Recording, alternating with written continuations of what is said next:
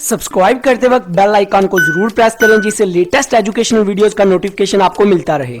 Cost push inflation क्या होती है?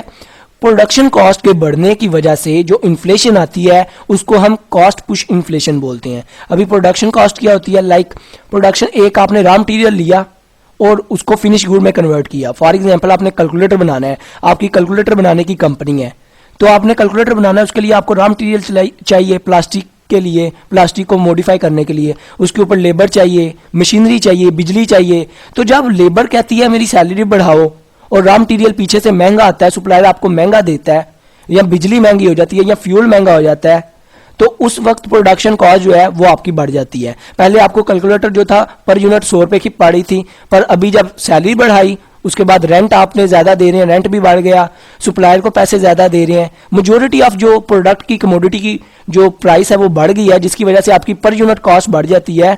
मतलब पर यूनिट प्रोडक्शन कॉस्ट जो है उसको मैन्युफैक्चर करने की जो कॉस्ट होती है उसको हम प्रोडक्शन कॉस्ट बोलते हैं, वो बढ़ गई है। तो आप कहेंगे यार मेरी कॉस्ट बढ़ी है, अगर पहले मुझे 100 का पड़ा था मैं 150 में बेच रहा था, अभी मुझे 150 का कैलकुलेटर पड़ा है मैं 200 में बेचूंगा। तो आपकी प्रोडक्शन कॉस्ट के बढ़ने की वजह से आप प्रोडक्ट की प्राइस बढ़ा देते हैं, जिसको हम बोलते हैं कॉस्ट पुश इन्फ्लेशन।